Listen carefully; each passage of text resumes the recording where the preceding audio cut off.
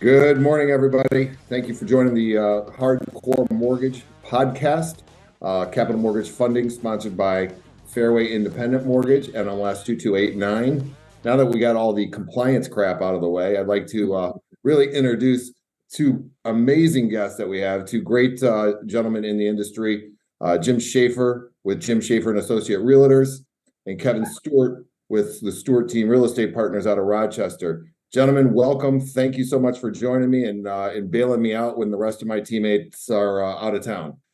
We got you all need a break. Yeah, call it a recharge. Right, absolutely. So you guys, I know both of you very well. You guys have both talked about doing something like this, and so that's why I wanted to get you two together to see what kind of trouble we could stir in the industry. And so go at it. Let me know when I can interject, but I know both of you guys love to go at it. Yeah. It's interesting times that we're in, right? Everybody's in the industry as a whole is a bit of a tailspin as mortgage rates are continuing to rise. It's healthy. It's part of a cycle. Some agents won't make it out the other side of that cycle. As things get more difficult to be a real estate agent. So I think it's an interesting time to be a realtor. I've been in the industry since 2009, and I believe Kevin similarly. And both of us have interesting businesses where we sort of made a hyper local specialization. We're sort of the neighborhood guys, if you will, or neighborhood teams. And so those folks who have spent time, energy, resources, advertising dollars going deep within communities are finding successes, certainly less than we may have experienced in 2020 or 2021. But I think the typical agent is certainly looking for some sort of stability, trying to figure out what's going on in the business. And certainly there's a lot of factors at play. Our industry has taken the luxury of outsourcing lead generation to the large lead aggregators on the internet. And I think it's finally coming home to roost, especially given the shifting market. Yeah, and myself and Jim have had so many conversations over the years about some of these very topics, right? We know that market shift. Myself and Jim have both been in the business long enough. I was able to get in 2005, so I had a front row seat for the last time the market went into a huge dip. That was a recession, full-blooded recession. Got a nice front row seat, and I was brand new in the industry, and so I had to learn how to go create and find and cultivate a client. And myself and Jim have spoken for years about some of the worries that we see inside the market space, inside of the industry itself. And both of us have kind of set out as some of our, we'll call it at this point, part of our personal missions to leave this industry better than we found it. We both feel very strongly about the day that we hang it up and the day that we stop doing this, that the industry is better than when we walked inside. And so we have felt for a long time that the caliber of agent needs to get better. The industry deserves more. There's a lot of nonsense out there. A lot of people like to shy away from that. A lot of agents and brokers will shy away from that because they don't want to offend anybody. But the reality is there's a lot of nonsense out there. And then controlling and understanding the flow of clients, where they're getting their information, where they're seeing their information. We as agents have given that information out freely and openly inside the market space. And then we wonder why our clients don't come back. And so we've talked a lot about that, is how do we control the leads? How do we generate and bring back the clientele that we've worked with, as well as find new individuals that are in our, like Jim said, hyper local spaces. And so myself and Jim just have decided for a while that we feel we want to create and be part of the conversation of what can we do as agents and companies and brokers and team leaders to lead the way instead of waiting on somebody else to do it. What can we do to lead the forefront and say we want to do something better than what was done before? That's right. Yeah. Kevin's exactly right. And the reality is, two agents like Kevin and I working together, some might think that we're competitors, right? Because sometimes we may interview for the same listing. We're somewhat geographically close. Kevin's in Rochester, I'm in Royal Oak, but obviously there's some overlap in those markets. I don't view Kevin as a competitor any more than I view an agent at Max Brook or Remax or Keller Williams or any of the sort of big box Home Depot brands. I'm not afraid of cooperating with them. I think our biggest competitors are these lead aggregators, right? Folks that want to put compression on our commissions. So realtors are far too willing at this moment to give up a referral fee or success fee, as some of them are trying to spin it. And in some cases, that's 37, 42%, right? You can go to the spaceship company in downtown Detroit and sign up and try to get leads from them. They're interjecting themselves at the front of the funnel in front of the real estate agent, because they realize in order to stay viable, they have to do that, right? They've got investors to answer to. And so they're just the next person in line that now has a consumer facing lead generation machine, a la Zillow, a la Redfin, a la Realtor.com, et cetera.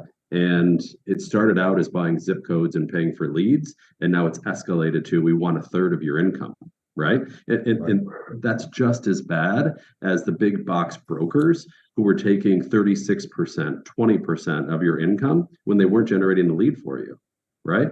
And certainly brokers need to exist. And certainly a broker can provide value to the realtor beyond just a place to hang your license as mandated by the state.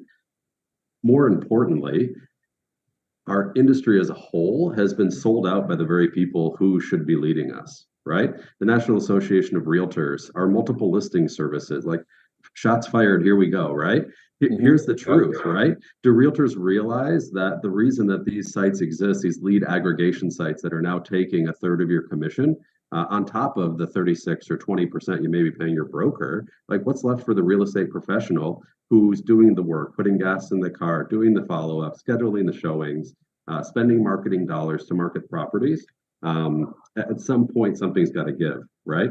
And there's got to be some sort of leadership. And there's certainly a hole in that now. And not to undersell NAR, because they do some great lobbying, right? To ensure that homeowners can still write off their mortgage mortgage deduction and tax deduction for property tax.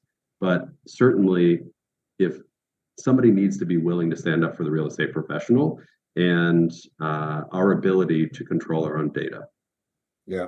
Well, I mean, I couldn't agree with what you guys are saying more. And, it holds true in the mortgage industry as well, where, with as much how down the market is for both refinances and purchases, you're going to start to see a lot of people weeding out. And I never want to see anyone fail, because like you, I want to see everyone succeed. But at the same point, we've got so many bad individuals in the industry that it might be a good thing to get them out so that we can get back to the community type of lending that we like to do. We do the same type of thing. We don't purchase any leads. We look to try to do, I always say, what would I do for my family, for my mother, my father, my brother? What would I do for John?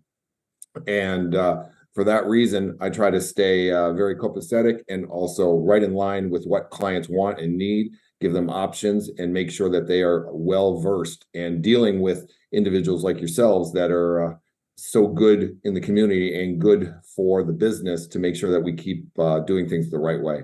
Well, community, it's exactly where it's at. Sorry to cut you off, Kevin. Community is exactly where it's at, because a real estate professional is a small mom and pop business in your local community, right? They're the ones that open their checkbook when little Tommy's going to be in the marching band and needs a sponsorship, right? Or the soccer boosters need some help fundraising for new jerseys or whatever that might be. Guess who it is? It's the local realtor often. It's the mom and pop business. It's a small hardware store. Certainly isn't Home Depot, right? They don't give at the micro community level the way that a small local mom and pop business, and that's what your local realtor is. And it's interesting that the benefit to the community is also the solution to the problem, right? And the solution to the problem is getting super ingrained in your community, and so that when folks think about buying or selling real estate in that given zip code or neighborhood or subdivision, your name is synonymous with that industry, right? Circumvent them landing online and getting the lowest common denominator, right? The agent who's willing to give up the largest cut of their commission just to stay viable in the industry. And that's the danger, because that's also the risk to the client experience and the downward spiral of our industry based on professionalism through client experience. Yeah, it's the downward spiral of what could happen, right? We all know what can happen, and truly the caliber of agent, I wouldn't say has necessarily gotten better over the last few years. It's gotten worse. I will stand here wholeheartedly and say it's gotten, part of the most difficult part of our job right now sometimes is dealing with the other person on the other side of the deal. Through a lack of experience, a lack of training, a lack of knowledge, and that's not necessarily their fault. I believe to a degree that's the industry's fault. A lot of brokers will go out there and they'll tell you, go get a real estate license, go pass the state test, now go sell houses. Right. Whoa, wait, stop. What? You are going to put that person out there and in charge of this transaction, and they have never even been through one themselves. There's a good chance they're not even a homeowner themselves, right? That is actually scary. When you really realize and understand what we do, and for the people in the industry that do highly value the skills that we bring to the table, that are beyond, even beyond the real estate transaction, like Jim was touching on, that what we can do for our communities, what we can do for the people around us, the way that we ingrain and live side by side in the lives of the people that we take care of, that is numbed down. It's really dumbed down by a lot of what we're seeing in the industry. I mean, I read a stat, or I'd heard a stat. I don't know who produced it, but there's a prediction that by summer of next year, 61% of licensed realtors in the country are going to be out of the business. Wow. Based on this shifting market, because so many flooded in. You had a lot of people that flooded in.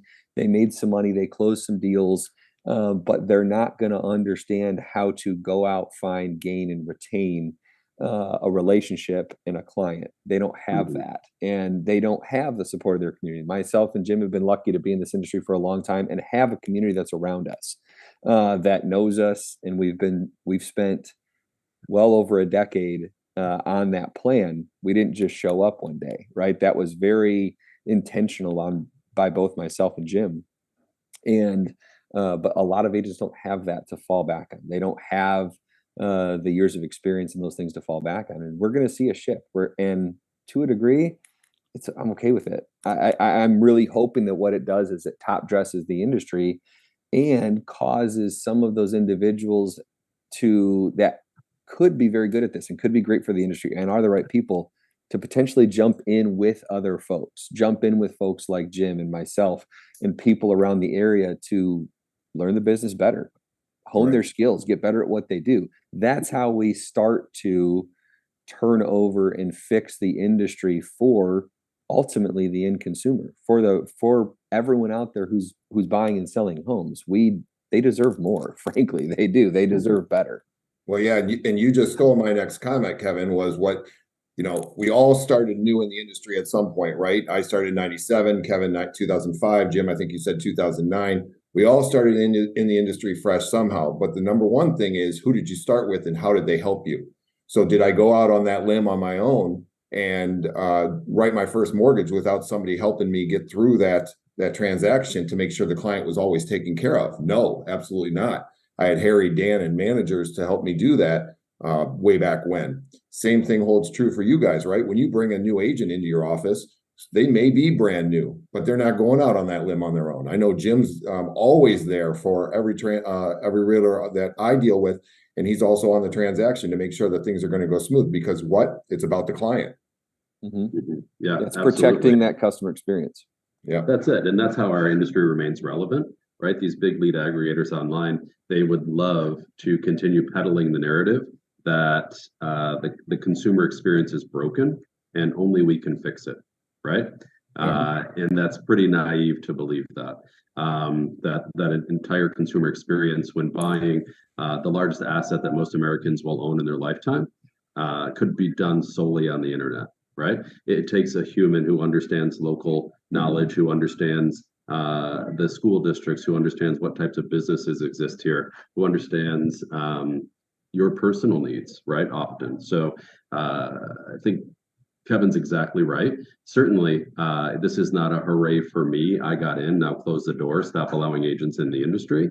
I think we have to focus as an industry of providing with one another, the resources and tools and education to raise the level of professionalism as a whole. An interesting stat that was shared with me recently, and I had not realized, that $17 billion in real estate commissions left the table in the last 12 months. So there were 17 billion fewer commission dollars earned in 2022 than in 2021. And they're predicting roughly another $17 billion loss next year. All from that lead generation taking a cut, and also the big brokerages. Well, from the market shifting, there's been less transaction sides this year. So for every house that closes, right, there are two paychecks there, a buyer and seller commission, and 17 billion in commissions weren't paid out this year compared to last year. And that's the loss just from the market shift.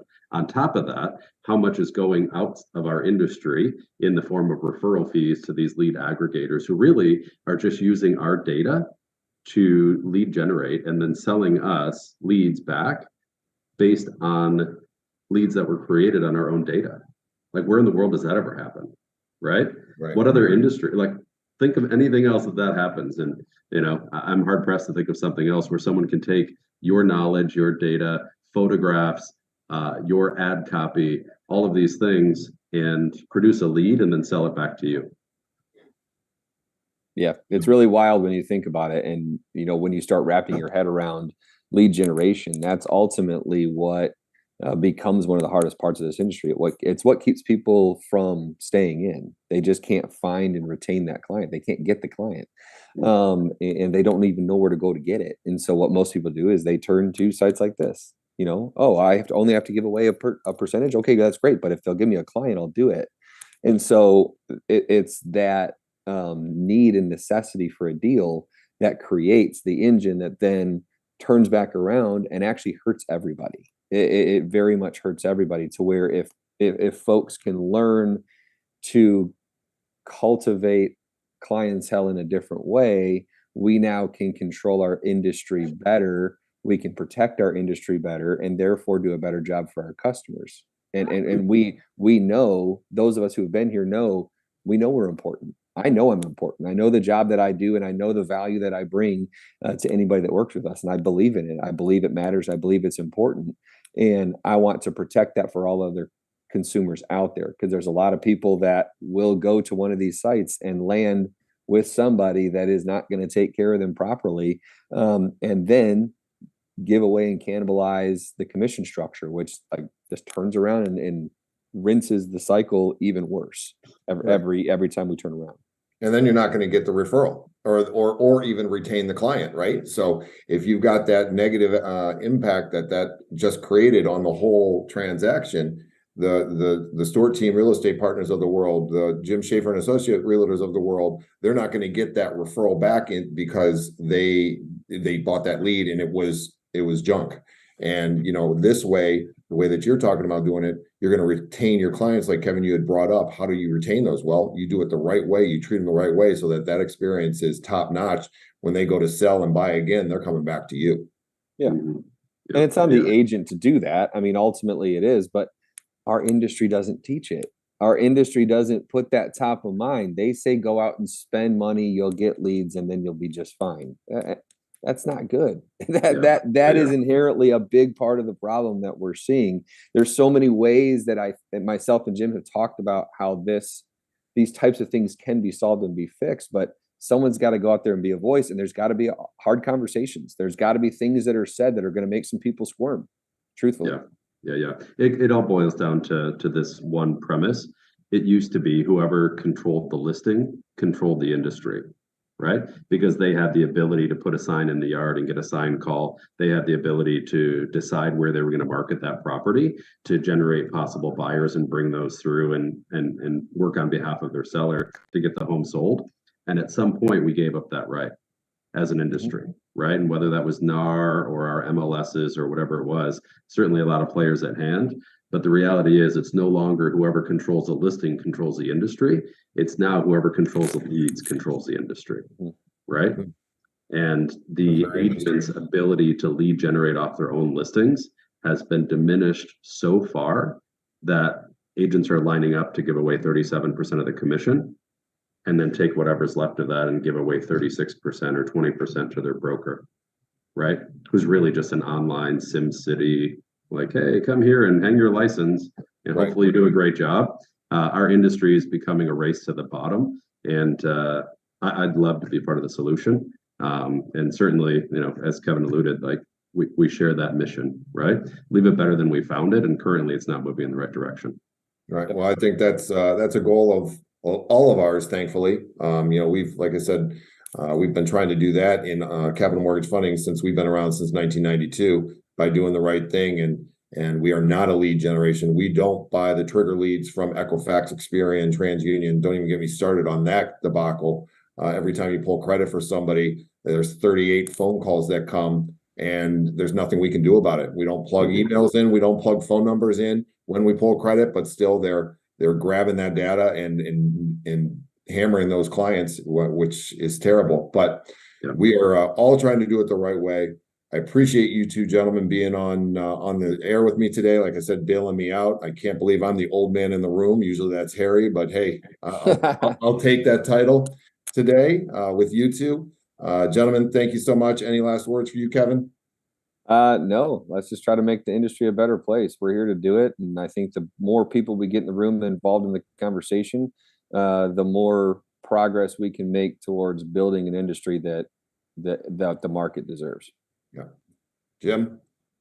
Build a longer table, not a taller fence. This is really about inclusiveness and bringing our agent partners, whether you're at a competing broker or a competitive agent in my neighborhood, it's about bringing people together so we can defend our industry together against these outside forces.